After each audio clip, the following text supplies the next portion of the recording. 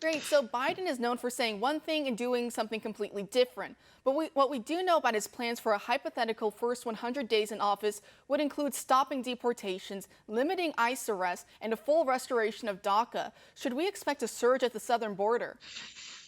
Yes, I think that this is a recipe for a border crisis that would turn into a humanitarian crisis. Uh, this is bad news. It's almost difficult to wrap your head around because of just how radical it is. And when it comes to strong border policies, strong immigration policies, that's actually something that's quite popular among Hispanic communities as well as the white working class. Yet when it comes to this most recent election we had on November 3rd, the president actually gained ground with Latino voters, but he lost ground with his base of white working class voters. What happened there? Well, I think that you're right that immigration is not something that's off the table for this group. In border counties that were heavily Latino, you saw that they swung for Trump. The border wall is being built literally through their towns, and yet they support Trump. So I think this kind of discredits the idea that immigration is just not a topic for them. That's just not true.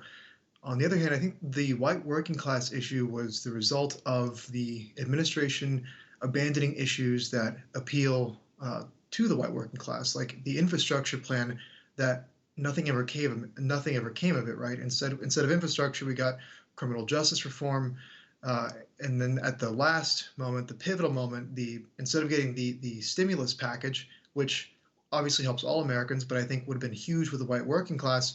Instead, we got these race-based plans like the Platinum Plan and the American Dream Plan, the one for Black voters and the other one for Latino voters. So I think these things did not help Trump with the white working class, where the question was, okay, you're offering these things to all these different groups. What do we get? If we're going to play this game where everyone gets a plan, what's the white working class plan? So I don't think that helped Trump. When it comes down to it, the woke left and the neocon right, the rhinos, if you will, the establishment right, it seems like they have a lot of common ground when it comes to dunking on white working class Americans. They even say that they want their entire way of living to die, their entire way of life to die. What's going on Yeah. there? I think this is a multifaceted problem, but I think you're right that this seems to be a kind of bipartisan issue.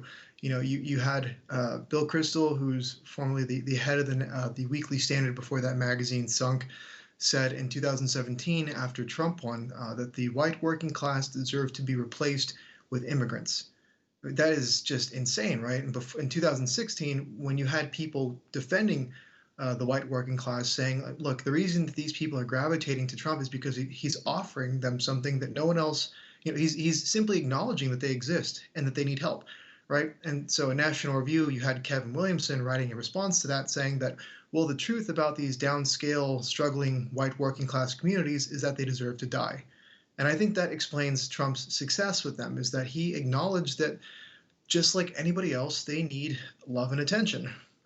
But I think that message was lost in the course of the first term. That I think that Trump got pulled into kind of pandering to all these different groups because he was listening to his advisors, these people like Jared Kushner and establishment figures. I think Karl Rove was reportedly kind of giving them advice. So yeah, not stuff that not good advice.